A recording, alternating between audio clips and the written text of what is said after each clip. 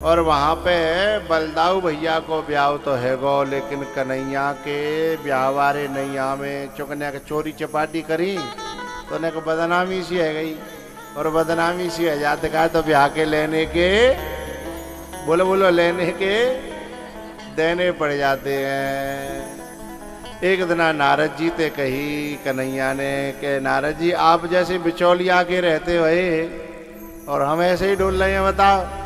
नारद जी ने कही देखो हमारे यहाँ काम है थोक को, हमारे यहाँ फुटकर में कोई काम, तो बोले बौनी तो बनाओ, थोक और फुटकर तो बाद में देखी जाएगी ना, अरे बौनी तो बनाओ।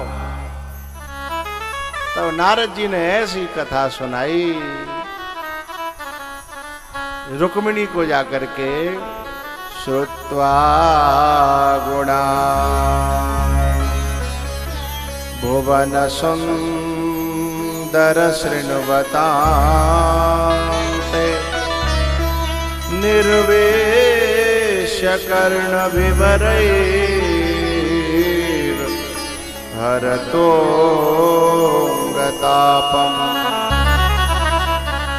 रूपं दृशां दृशिमताम् अखिलार्थलाभं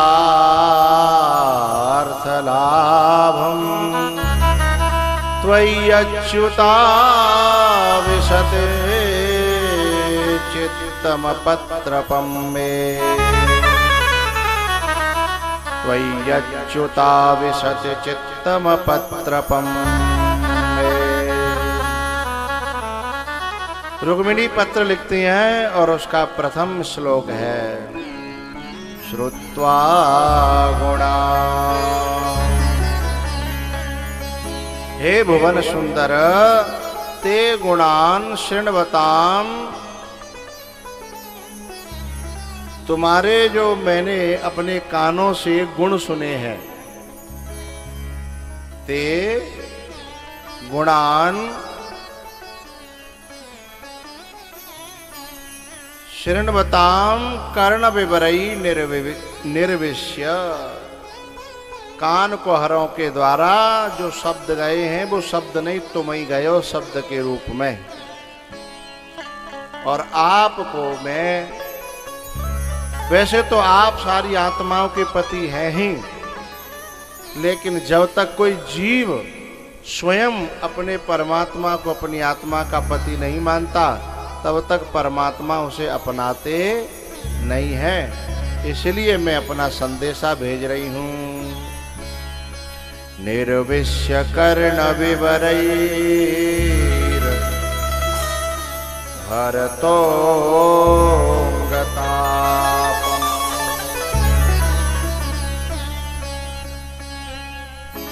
हे प्रभु, मेरी जो आंखें हैं, इन आंखों का सच्चा फल तब मानूंगी मैं जब आपका दर्शन हो जाए। दृशाम अर्थ अखिला अखिला लाभम, अखिलार्थ लाभम, यानी आंखों का सच्चा फल यही है कि ठाकुर जी के दर्शन हो जाए, परमात्मा के दर्शन हो जाए। कोई आंखों को फल का है, पिक्चर देख वो है तो का ताजमहल देखो ना। अक्षणवतां फलमिदं न परं विदामः।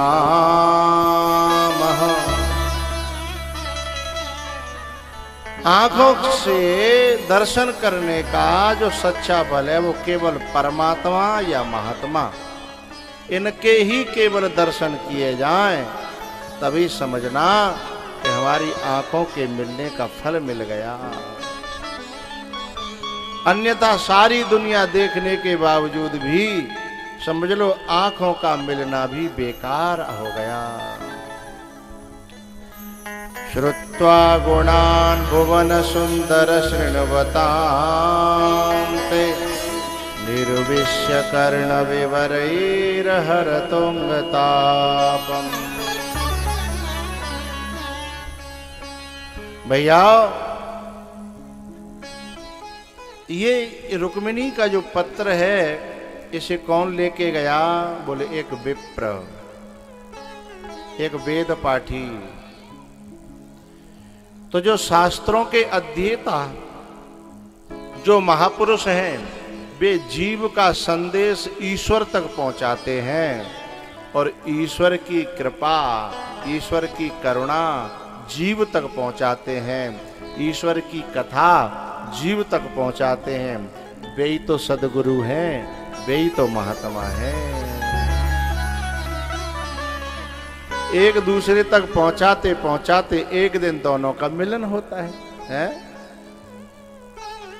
जब चिट्ठी लेके गए विप्रदेव, उधर से कहा कि मेरे लिए क्या आज्ञा है, क्या उत्तर दे रहे हो, क्या चिट्ठी भेज रहे हो? बोले चिट्ठी नहीं भेज रहे, हम ही चल रहे हैं। तो भगवान उन्हें लेने के लिए चल पड़े हैं। ये मतलब क्या है, भाव क्या है इसका? ये जीव और ब्रह्म का मिलन है। अब रुक्मिणी जी जो है अपने आप को तैयार करती हैं, काय के लिए? परमात्मा के लिए। आप जितने जहां बैठे का और बैठी का हो, वे सब तैयारी कर रहे हैं, काय की? जीव के ईश्वर से मिलने की, आत्मा की परमात्मा से मिलने की। ये सत्संग में क्या होता है? आत्मा को सजाया जाता है, जैसे ब्यूटी पार्लर में शरीर को, और सत्संग में आत्मा को, जीवात्मा को सजाया जाता है? ब्यूटी पार्लर का जो रंग होता है वो तो छूट जाता है, लेकिन सत्संग का रंग जब एक बार चढ़ जाता है तो फिर कभी छूटता नहीं है। लेकिन ब्यूटी पार्लर में और सत्संग में एक फर्क है। ब्यूटी पार्लर में जिसको सजना है उसको पैसे खर्च करने पड़ेंगे, है ना? और इस सत्संग में एक व्यक्ति खुद खर्च करके कहता है कि भैया खर्चा मेरो, चिंता मत करो, बैठवी को, बिछाई को, प्रसाद को, पांडाल को, वक्ता को, संगीत को, रिकॉर्डिंग को, खर्चा सब मेरो। बस केवल आप लोग तो आ जाओ, बैठो और अपनी जीव आत्मा लेके आओ और न्याते सजवा के ले जाओ फ्री। अब तऊ काऊ पे न मरे हो जाए तो कऊ भार कुआ में जाए के खारी नदी माऊ है। इतने पे भाई फ्री में कोई काम तुम ना हेरो, इतनो बड़ो काम है। रुक्मिणी जी कहती हैं, आओ मेरी सखियों मुझे मेहंदी लगा दो, मेहंदी लगा दो मुझे ऐसी सजा दो, अरे मुझे श्याम सुंदर की दुल्हन बना दो।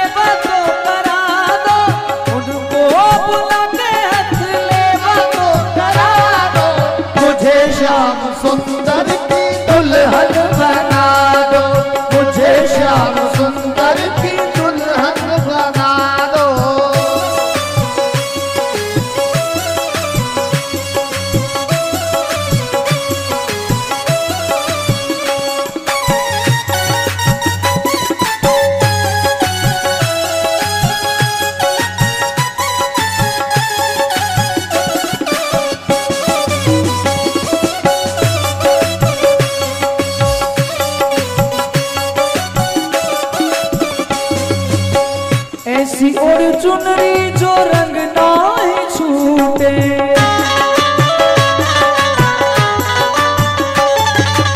ऐसी और चुनरी जो रंग ना ही छूटे, ऐसा वर दुल्हा जो कबहू न छूटे।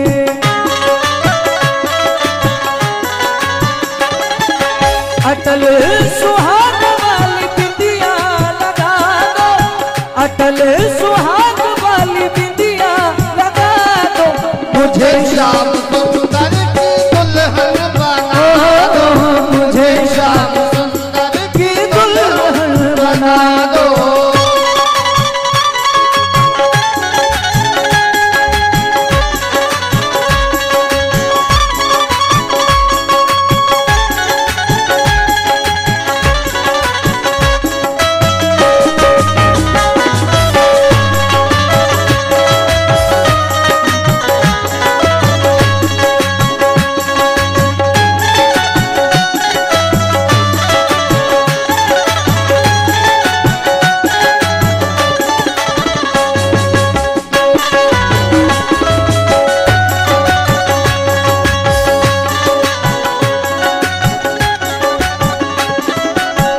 भक्ति का सुरमा मैं आंख में लगाऊंगी,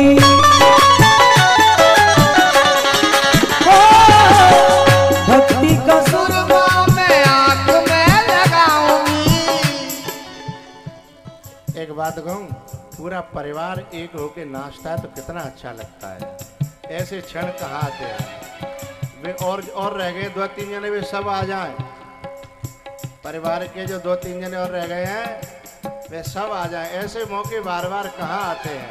हरि बोल। भक्ति का सुरमा मैं आंख में लगाऊंगी,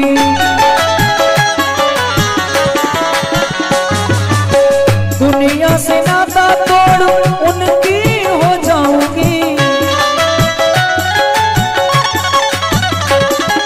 सतगुरु बुला के मेरे फेरे पड़वा दो, सतगुरु बुला के मेरे फेरे पड़वा दो, मुझे श्याम सुंदर की दुल्हन बना दो, मुझे श्याम सुंदर की दुल्हन बना दो।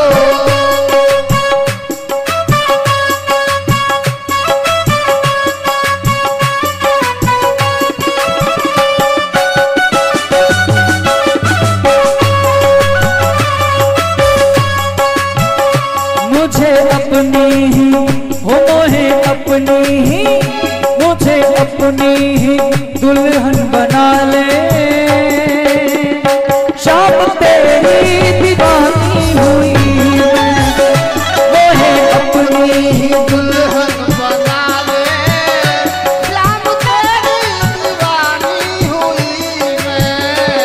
दीवानी दीवानी दीवानी दीवानी दीवानी दीवानी दीवानी, हो मोहे अपनी ही, हो मोहे अपनी ही, हो मोहे अपनी ही दुल्हन बना ले, शाम तेरी दीवानी हुई मैं।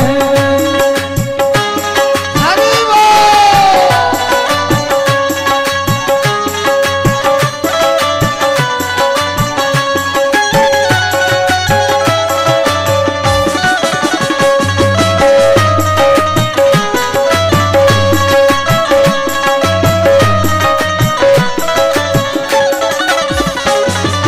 वो तेरे लिए मैंने बिंदिया लगाई,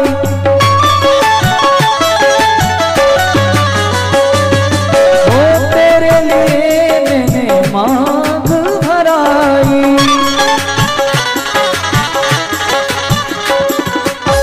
तेरे लिए मैंने बिंदिया लगाई, तेरे लिए मैंने मांग सजा अब तो हाथों में, जय हो, आके हाथों में, जय हो।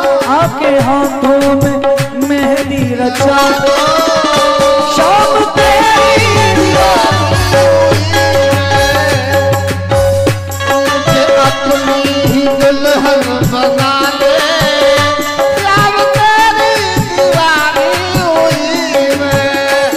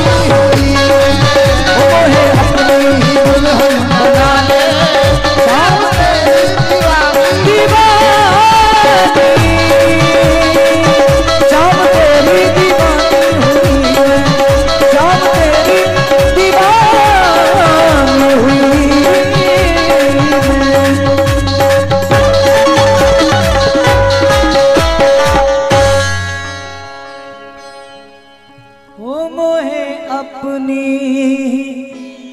दुल्हन बना ले,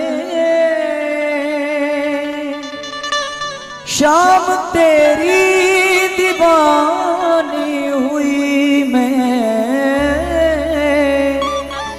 आके हाथों में हो आके हाथों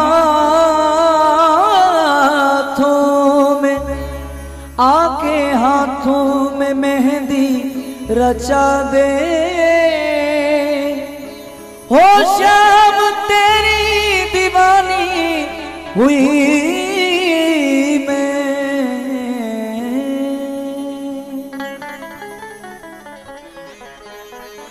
सत्संग में मेरी चर्चा चलाई, सद्गुरु ने मेरी कीनी सगाई, उनको बुला के हथलेवा तो करा दो, मुझे श्याम सुंदर की दुल्हन बना दो। आओ मेरी सखी मुझे मेहंदी लगा दो, आओ मेरी सखी मुझे मेहंदी लगा दो, अरे मुझे श्याम सुंदर की दुल्हन बना दो, अरे मुझे श्याम सुंदर की दुल्हन बना दो। भैया भगवान को फिर ब्याह भयो नहीं, ब्याह भय 16,001 से 8 ब्याह भय। उसके बाद में भैया सुदामा के भगवान के एक मित्र की कथा आती है जिसका नाम था सुदामा। सुदामा जी महाराज भगवान के परम भक्त हैं, परम भक्त। पता है वे तो भगवान के पास कभी मांगने के लिए जाना ही नहीं चाहते थे, लेकिन उनकी घरवाली द्वारिका जाओ जी, द्वारिका जाओ जी, आठों याम यही हट ठानी, वो दिनों रात लगी रहती थी।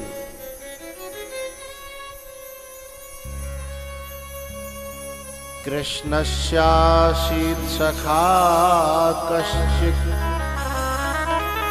ब्राह्मणो ब्रह्मवित्तमः विरक्त इंद्रियार्थेषु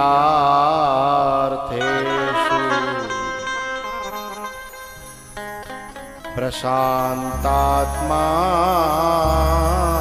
जितेन्द्रियः।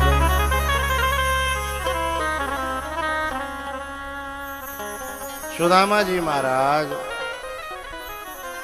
बोले कि मैं मित्र के यहाँ खाली हाथ कैसे जाऊं, तो वो अगल बगल से 3-4 तरह के चावल जो लाई और एक पोटरी में जर्जर में बांध के दे दे के ले कांक में दबा के सुदामा जी चले। चलते चलते चलते एक दिन बीते, 2 दिन बीते, थक गए। रास्ता में पड़ी एक नदी, थक थका करके बैठ गए और बोले, हे भगवान अब तेरी गर्ज परे तो तू ले जा, और अब मैं बस की बात ना है, अब मैं मुंह पर जाते आगे न जाओ, तैरो जागो न निकलो जागो, ना कोई पुल हो ना नाव बार हो ना, तो हम तो लौट के जईते चले जाएंगे। इतना कह के न बैठे, इतने में तो एक नाव चली आई। अरे भैया का हुआ पार होने का? सुदामा जी बोले भैया हमें होना है। नाव निकट में आ गई। ये नाव वाला कौन है? त्रेता युग में भगवान नाव में बैठे और भक्त ने पार किया था, केवट ने पार किया, और आज द्वापर में भक्त किनारे बैठा है बैठने के लिए आज भगवान स्वयं मल्ला बन के और नाव लेकर के आ गए हैं। ओ भगवन मल्ला बन के आवेंगे, भूल मत जइयो।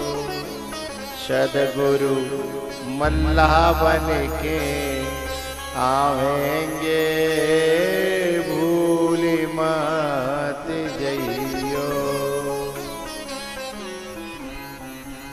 सुदामा जी मन ही मन सोचने लगे, भैया पहले ही सांची कहवो ठीक है, चुकमो पर लेवे देवे तो कुछ हतो ना, और जाने बीच मजेदार में जाके मांगे और मैंने नहीं करी तो फिर नहीं तके रहे। और ज्यादातर नाव वाले देखना तुमसे बीच मजेदार में जाके कहेंगे भैया निकालो चलो देव है। अच्छा आदमी कहते हो पार तो कर दे, बोले नहीं भैया यही दे दो है। और सोई चुपचाप निकाले के बीच मजेदार में सो यहाँ के बोले चलो अब ले चलो। तो इसलिए सुदामा जी ने पहले की भैया सुने, पार तो होना चाहते हम, पर हम पे लेवे देवे को कछु है तो ना। भगवान ने बड़ी प्यारी बात कही, बाबा हम तो उन्हीं पार करवे डोल रहे हैं दुनिया में जिन पे लेवे देवे कछु है, जो फकीर हो गए हैं, फक्कड़ हो गए हैं। बोले मैं तो उन्हीं को पार करता हुआ घूम रहा हूं। अच्छा भैया तो बात बन गई। सुदामा जी बैठे। अब सुदामा जी को अभ्यास है माला जपवे को, बहुत जल्दी जल्दी मीटर चलता है उनका, बहुत जल्दी जल्दी।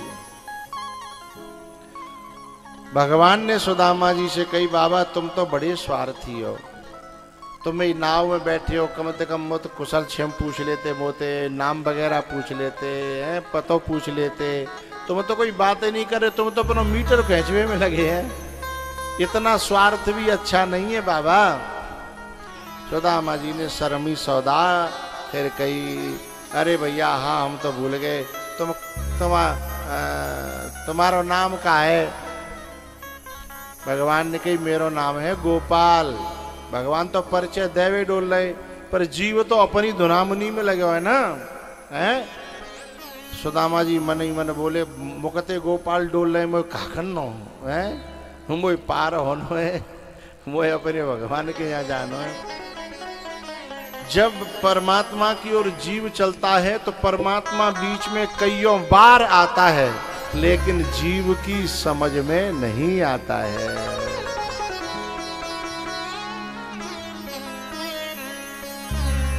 जिस समय नरसी जो है रामा के यहाँ पहुंच करके अपनी बेटी के यहाँ रात को रोने लगा कि हे भगवान मैंने जिंदगी तुम्हें सौंपी, मैंने पूरा जीवन तुम्हें सौंप दो, लेकिन तुम अभी तक नहीं आए हैं, अब मेरा क्या होगा। तो रात में भगवान प्रकट हुए और भगवान को नरसी ने बहुत उल्टी सूदी सुनाई, बहुत उल्टी सूदी।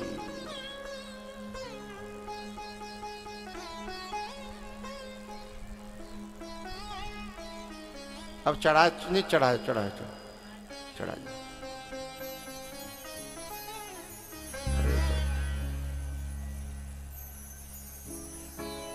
सुदामा जी महाराज जब बैठे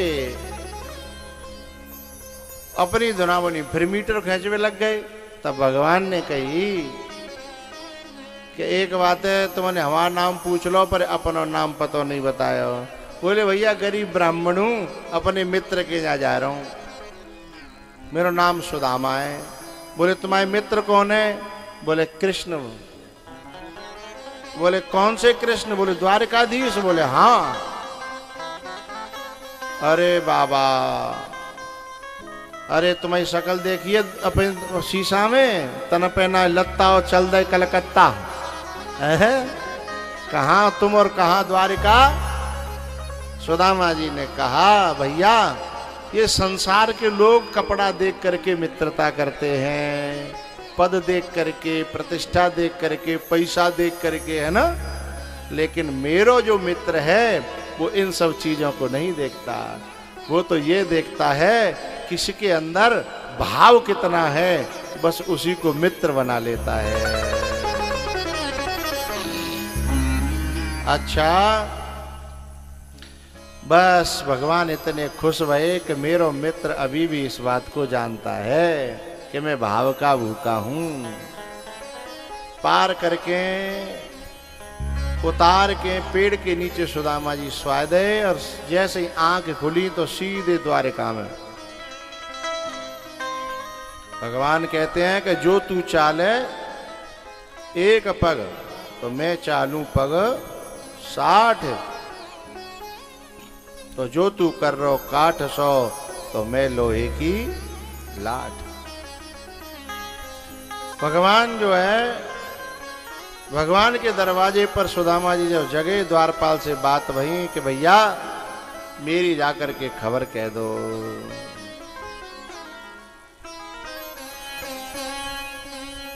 अंदर जाकर के जब सुदामा जी की खबर सुनाता है द्वारपाल कि शीश पगान जगातन में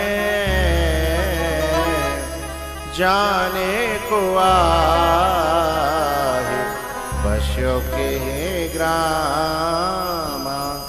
धोती फटी सी लटी दुपटी और पाय उपान नहीं श्यामा। द्वार खड़ो द्विज दुर्बल रहो चकिसो बसु धा अभिरामा। पूछत दीन दयाल को धाम बतावत आपनो नाम सुदामा। और जैसे सुदामा को नाम सुनो एकदम भगवान को हाल खराब भयो, दौड़ पड़े। कहीं पे दुपट्टा है, कहीं पे घड़ाऊ है। मंत्री दौड़ने लगे, रनिवास की रानियां दौड़ने लगी। बोले भैया का है गो, द्वारकाधीश भाग रहे हैं, ऐसो को आए गो है? भगवान भाग रहे हैं, राजा भाग रहे हैं, कौन आए गो ऐसो?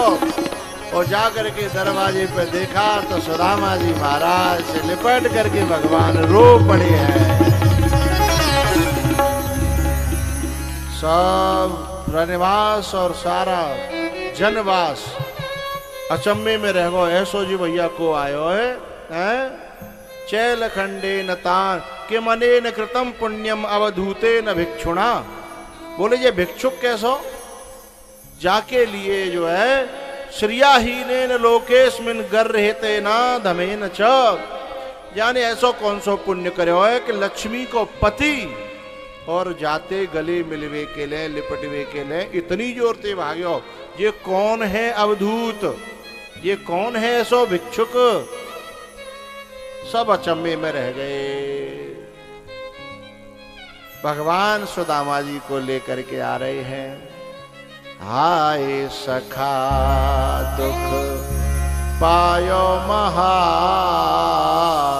तुम आए इतन किते दिन खोए। देखे सुदामा की दीन दशा करुणा करके करुणा निधि रोए। पानी परात को हाथ छुयो नहीं नैनन के जल सौंप गदो। नैनन के जल सौंप गदो। भैया सुदामा जी महाराज के चावलों की जो पोटली थी उसे खींच करके और एक झटका दिया, सारे चावल फैल गए। भगवान ने कच्चे चावल ही मुट्ठी में लेकर के पहली एक मुट्ठी खाई, फिर दूसरी मुट्ठी खाई, तीसरी पैर रुक्मिणी जी ने पकड़ लिया। ये चावल को संस्कृत में कहते हैं अक्षत है। ओम अक्षतान समर्पयामि नमः। अक्षत माने कर्म होता है, कर्म का कभी क्षय नहीं होता। तो कर्म जो है वो 3 प्रकार का होता है, संचित, क्रियमाण और प्रारब्ध। तो 3 मुट्ठी जो थी उनमें से 2 मुट्ठी खाली संचित और क्रियमाण, लेकिन जो मुट्ठी अभी बची है वो है प्रारब्ध की। प्रारब्ध तो जीव को भोगना ही पड़ता है। सुदामा जी की खातिरदारी भई और चलवे को समय आयो तो सुदामा जी विदा करे। सुदामा जी को एक फूटी कौड़ी नहीं दई भगवान ने। सुदामा जी सोचत जा रहे कि मैं बलवायो, मन मन में सोच रहे कि मैं आयो ना चारो जो तो भाई ने मेरी इज्जत खराब करवाई है। इज्जत तो चली गई और मिली फूटी कौड़ी नहीं। चाहते कम से कम पहले इज्जत तो बनी थी, बावरी मानी नहीं। सोचत जा रहे, इतनी देर में कहा भयो भगवान ने आवाज लगाई, अरे सुनो सुनो भैया सुनो, अरे एक बात भूल गए हम। तो सुदामा जी सोचने लगे कि अब जाकर कछु लेवे देवे की याद आई है, जो तो भूलो है। सुदामा जी बोले कि भैया सोच तो हमरे को तुम कभी भूल लाए हो, पर हम तो शर्म के मारे। भगवान ने जो है कहा कि सुनो, तुम जब आए काए तो अपने फटे टूटे कपड़ा पहन के आए, और भी तो उतारे कि तुमने पहले ही दिन दद्दे घर में, और हमारे हीरा मोती जड़े भई महंगे कपड़ा पहरे हैं। देखो गठरिया बांध के ले जाए कोई नियम नहीं है। तुम यहाँ पे जो कुछ पहन ले, ओढ़ ले, खा ले, पी ले, घर बांधे को ठेका धो रही है? ऐसा करो हमारे ने उतार जाओ, अपने ने पहन जाओ। सुदामा जी ने मूड को जाए कि ले भैया याद ही आई तो कहा याद आई। सो बेव कपड़ा उतरवा ले। भगवान ने ऐसा क्यों किया?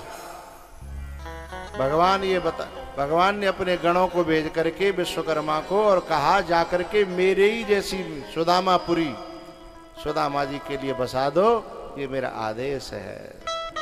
वैसी सुदामापुरी बसा दी। लेकिन ऐसा भगवान ने किया क्यों?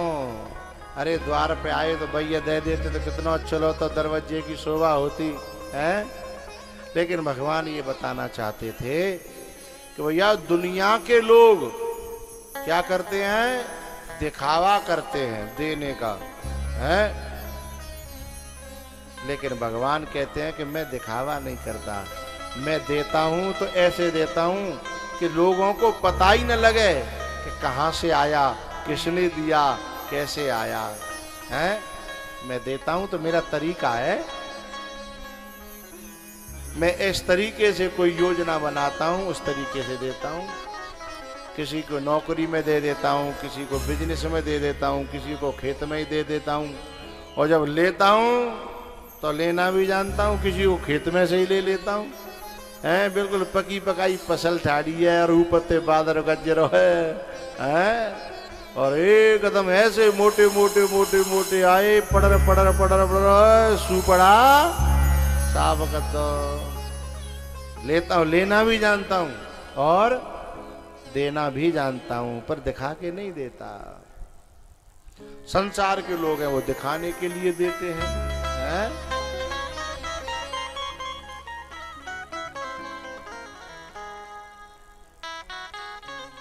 तो भगवान ने इसलिए सुदामापुरी बसाई। सुदामा जी जब वहां पहुंचे तो भैया बिनको तो सब बदल गो, सब खेत फेत, वो झोपड़ी और वो गैया और वो सब। अब सोचने लगे कि यहाँ तो ऐसो में कहा गयो, मेरी बात में लगते है काउन मेरो तो घर घेर लो और अपनी बिल्डिंग बना ली।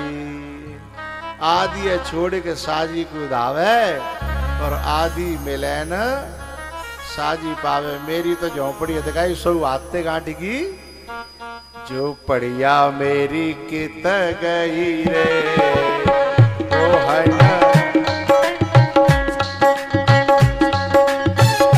कब के बैर निकारे रे मोहन कब के बैर निकारे झोपड़िया मेरी कित गई रे मोहन कब के बैर निकारे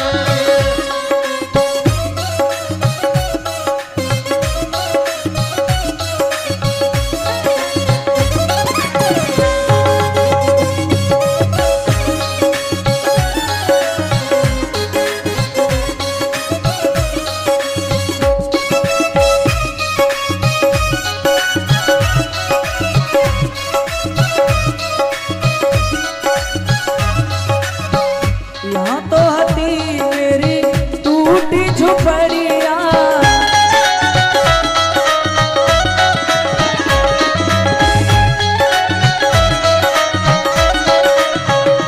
हो यहाँ तो हती मेरी टूटी सी झोपड़िया कंचन महल खड़े मोहन कब के बैर निकारे झोपड़िया मेरी कित गई रे मोहन कब के बैर निकारे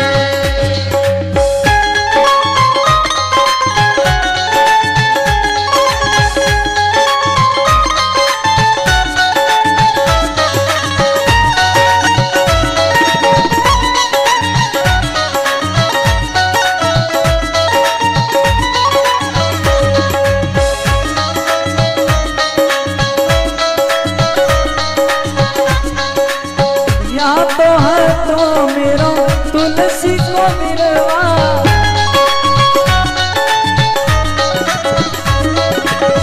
यहाँ तो है तो मेरो तुलसी को मिलवा चंदन खम्भ खड़े मोहन कब के बैर निकारे झोपड़िया मेरी कित गई रे मोहन कब के बैर निकारे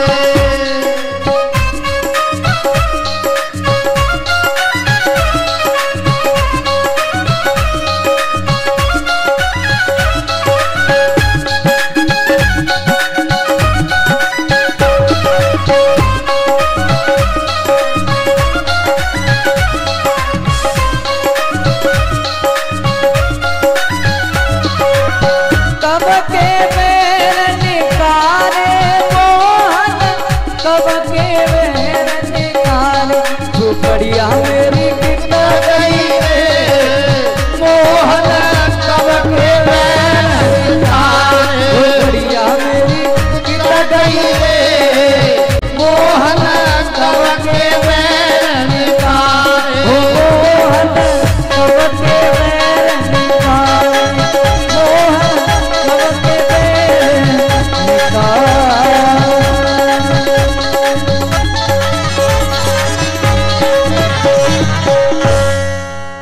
झोपड़िया मेरी कित गई रे मोहन कब के बैर निकारे यहाँ तो मेरो तुलसी को बिरवा चंदन बाग खड़े मोहन कब के बैर निकारे भैया। उसके बाद में जो है 11वें स्कंद में यदुवंश के श्राप की कथा है, जिसमें उनमें जो है नशा करने का दुर्गुण आ गया था। भगवान ने ये बताया कि जो कोई व्यक्ति नशा करता है, चाहे वो मेरो वंश ही क्यों न हो, मैं उसको छोड़ता नहीं हूं। जो पीने वाले होते हैं ना, वो भगवान के स्वयं अंश वंश होते हुए भी भगवान ने अपनी आंख इनके सामने उनको विनाश देखो। भगवान ये बताना चाहते थे कि चाहे तुम अंग्रेजी पियो चाहे देसी, विनाश तो होगो, वो बचवे वारो नहीं है। आशा करता हूं कि बेशहरा और रमगड़ा में कोई नहीं पिया तो होगो। पियत है? हे भगवान, हे भगवान, तो ने का तो पियत है कि ज्यादा जक्के? अरे राम,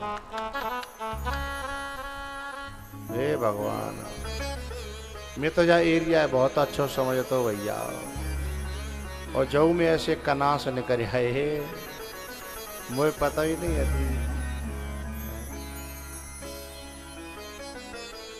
मेरी नजर में ये एरिया बड़ा अच्छा हो। पीने वालों से मेरी प्रार्थना है भैया, प्रार्थना मानियो चाहे मत मानियो, वैसे नहीं मानोगे तो बढ़िया, नहीं मानोगे तो तुम जानो तुम्हारो। मुझे तो जो है ना हमारे केदार सिंह जी हमें तो बांग देवे के लिए लाए कि 7 दिन बांग दे जाओ, फिर जाकी इच्छा होए वैसो करो।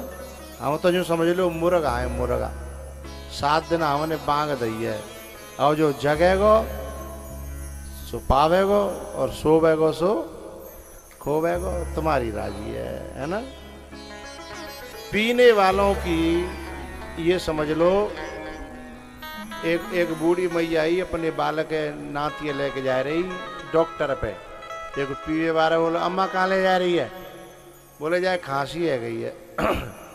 ए बोले वहाँ माँ ले डॉक्टर के पास कहा करी, ये 2 घूंट दे दे, ढक्कन 2 ढक्कन दे दे, खांसी खत्म। और बूढ़ी मैया बोली कि जाके पीवे तो खांसी चली जाए। तो बोले हाँ मेरा तो अनुभव है। तो बोली अब मैं कहाँ से लाऊं, मैं द्वार में ठेका पे तो जाना सके, तो कोई मैं जाऊंगी तो कोई कागज डोकरी काले में आई है पौआ। तो बोले अब क्या करूं?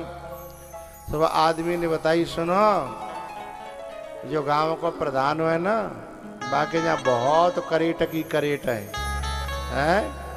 वहां ने अभी चुनाव भयो तो बटवाई फ्री है, जा जितनी पीनी हो सो पी ले। तो बाकी यहाँ परी होंगी, और वो पुरानो जमींदार हो, पुरानो जमींदार, बाकी कोठी हवेली राजघरानो। सो गई डोकरी, बोले बाबूजी नंबरदार? बोले हाँ। बोले एक पौआ दे दो। और नंबरदार ऊपर से नीचे डोकरी देखे, डोकरी पौआ मांग रही है? कोई आदमी मांगे तो है?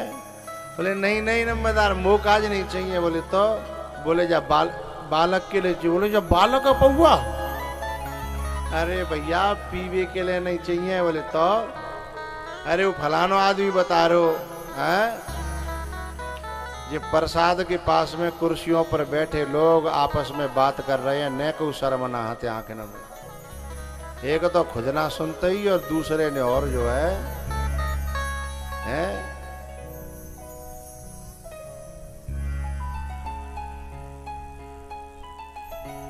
कहा भयो बा ने कही कि भैया जो बता, ये जो जो जो खांसी के लिए दवाई के लिए लेनी है मोए।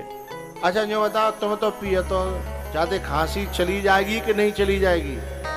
तब नंबरदार ने जमींदार ने बताई, अरे मैया जान दारू ने मेरो खेत नहीं छोड़ो 500 बीघा हो मुँह पे, सबको सुपड़ा, मेरी हवेली बिक गई, मेरो शरीर गयो, और समाज में तो मेरी इज्जत को सुपड़ा। जब इतनो कछू ना बचो तो जा पे ते छोरा की खांसी बचेगी है? जा पे ते ना बचे तो कछू है। और सुन मैया है सकते है ने को तन ज्यादा दे दियो, लत पड़ गई तो न खांसी रहेगी, बोलो बोलो, न खांसी वाला रहेगा है। ये सुपड़ा साफ करने में बहुत तेज है। अच्छा तो भैया तू रहने, फिर तो मैं खांसी ठीक है, मैं छोरा गु तो परे भैया ये पीवे बारे ते मेरी प्रार्थना है, कौन के लिए पिए तो कौन की खुशी के लिए? क्या तुम्हारी माँ खुश है तुम्हारे पीवे थे? हाँ ना बोलो, बोलो बोलो। बाप खुश है, पत्नी, बहन, गुरु, भगवान, तो काय को मर रहे हैं? कोई खुश ना। अच्छा तुम कहो कि बे खुद खुश है ना, बे खुद ही खुश है ना। सवेरे जब जगत खाए तो यूँ कहते हैं भाई शाम को मैंने पी थी, यानी कौन कौन थे काका कह रही होगी और शर्म के मारे कैसे नहीं करूं, हैं? जो उतर जाती है ना तो फिर बेव बेचारे कसम खाते हैं, बेचारे बहुत दुखी होते हैं कि कहा करें।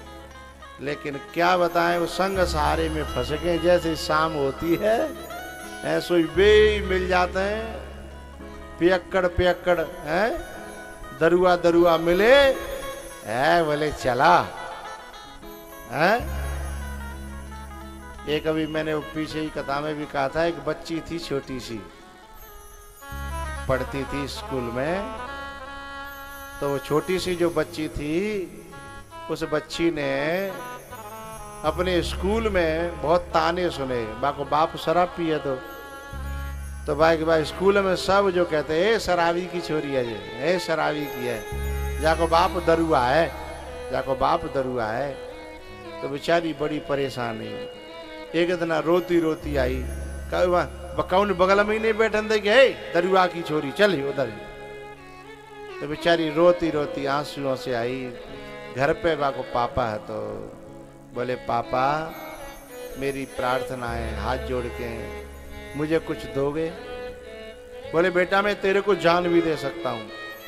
बोले जान की जरूरत नहीं है पापा, मुझे जीने का हक दे दो। मुझे जीने का हक नहीं है, न तो मुझे स्कूल में जीने देता है कोई, न मुझे सखियों में जीने देती है कोई। मुझसे तो कोई बच्ची फ्रेंडशिप भी नहीं करती, दोस्त नहीं बनाती मुझे। क्यों? बोले बहुत बुरा बोलते हैं लोग। मैंने क्या पाप किया पापा, मुझे बताओ, और तुम्हारे करे का मैं भोग रही हूं, हैं? क्या बात है बेटा? तब बच्ची जो है मासूम सी छोटी सी रो करके अपने पापा की ठोड़ी के नीचे हाथ डाल करके कहती है, जीना है तो पापा शराब मत पीना, जीना है तो पापा शराब मत पीना। और पापा मोते कोई कछु कह ले तो कोई बात ना है, पर जब लोग आपको गाली देते हैं तो मेरा कलेजा फट जाता है। और पता है क्या क्या कहते हैं लोग? कहते हैं लोग तेरा, कहते हैं लोग तेरा बाप है कमीना, जीना है तो पापा शराब मत पीना, जीना है तो पापा शराब मत पीना।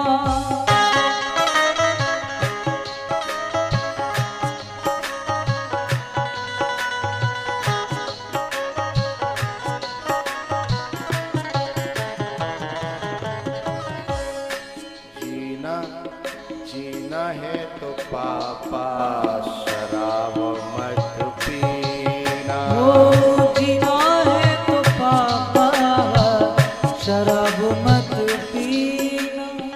ए भैया रोए को गाना तुम नाच रहे हो।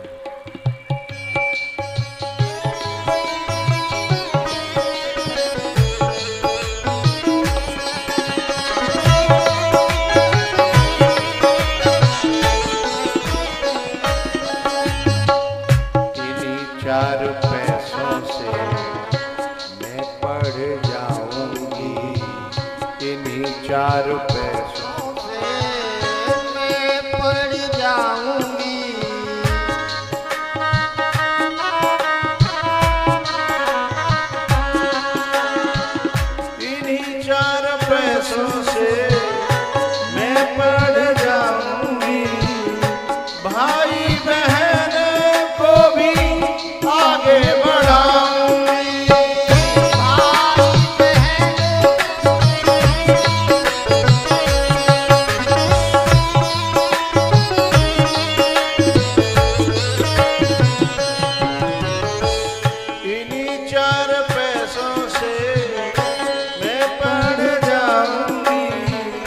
भाई बहन को भी आगे बढ़ाऊंगी।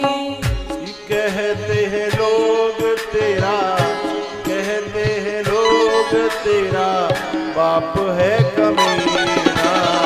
जीना है तो पापा शराब मत पीना, जीना है तो पापा शराब मत पीना।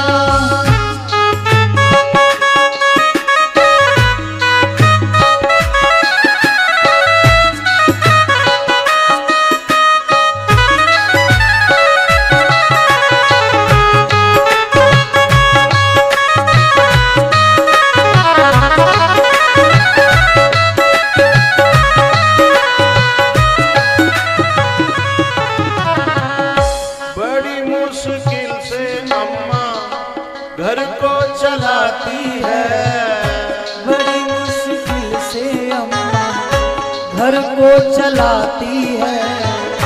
खुद भूखी रह कर वो सबको खिलाती है।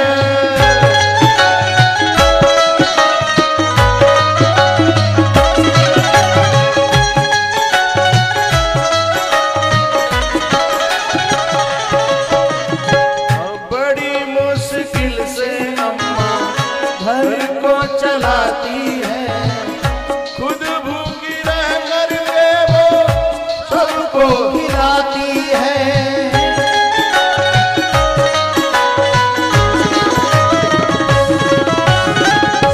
वादा करो पापा, वादा करो पापा, छुओगे कभी ना। जीना है तो पापा शराब मत पीना, जीना है तो पापा शराब मत पीना। कहते हैं लोग तेरा, कहते हैं लोग तेरा बाप है कमीना। जीना है तो पापा शराब मत पीना।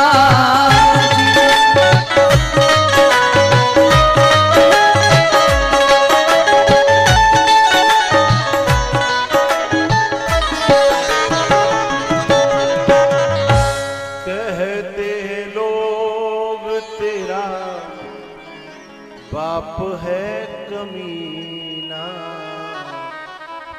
जीना है तो पापा शराब मत पीना, जीना है तो पापा शराब मत पीना। पापा के आंसू निकल आए। पापा ने कहा बेटा आज के बाद कसम है तेरी, कसम है मेरी बेटी की, मैं इसको हाथ नहीं लगाऊंगा। एक बार वो बारात में गया, लोग सौगंध खिलाने लगे कि तुझे दूल्हा की सौगंध है। तब उसे क्रोध आया और उसने कहा कि जो मुझे नरक में, मेरे परिवार को नरक में डालना चाहते हैं, ऐसों की सौगंध को मैं नहीं मानता। मेरे जाने जो मेरा बुरा चाह रहा है, उस मेरे लिए दूल्हा मर जाए, दूल्हा को बाप मर जाए, लेकिन मैंने कसम खाई है तो खाई है, अब मैं छूऊंगा नहीं। बाप ऐसा होना चाहिए। ये कहते हैं लोग तेरा बाप है कमीना, जीना है तो पापा शराब मत पीना, जीना है तो पापा शराब मत पीना। इसके बाद में भैया दत्तात्रेय के 24 गुरुओं की कथा है, नवयोगेश्वरों का संवाद है। कलयुग में, कलयुग के राजाओं का, धर्मों का वर्णन है। कलयुग ऐसा आएगा कि एक माँ 10-10 बच्चों को मजदूरी करके पाल लेगी। कलयुग में बर्तन मांज के, झाड़ू पोंछा करके घर घर 10-10 बच्चों को पाल लेगी, लेकिन 10 बच्चे कभी एक माँ बाप के लिए भजन नहीं बनेंगे, लेकिन एक माँ बाप 10-10 बच्चों के लिए भजन बन जाएंगे। ऐसा कलयुग आ जाएगा, ऐसा कलयुग आएगा कि अपने से बड़े चाचा ताऊओं के सामने नए नए लड़के दादागिरी करने लगेंगे, बॉसगिरी करने लगेंगे, जवान चलाने लगेंगे। समझना कलयुग आ गया है। बहुत सारी बातें बताई। उसके बाद परीक्षित जी से कहा कि हे परीक्षित जी, अब ये बताओ तुम्हारे मन का हाल क्या है। तब सुखदेव जी ने जब ये पूछा, परीक्षित जी कहते हैं, हे गुरुदेव, अब ऐसा लग रहा है कि आप कथा सुनाते रहो और मैं कथा सुनता रहूं। अब मेरा देह से कुछ लेना देना नहीं है, मेरा देह से ऊपर उठ गया हूं। मेरी स्थिति परमात्मा में और आत्मा में हो गई है। अज्ञानम च निरस्तम में ज्ञान विज्ञान निष्ठया भवता दर्शितम क्षेमम परम भगवतः पदम। सुखदेव जी महाराज से कहा कि मेरा अज्ञान नष्ट हो गया है और मेरी जो है अपनी आत्मा में स्थिति हो गई है। सुखदेव जी बहुत खुश हुए। तो यही तो चाहता है हर गुरु कि शिष्य जो है मुक्त हो जाए, शिष्य विकारों से मुक्त हो जाए, बंधनों से मुक्त हो जाए। बस ऐसा हुआ। सुखदेव जी ने देखा, सुखदेव जी परम प्रसन्न हुए।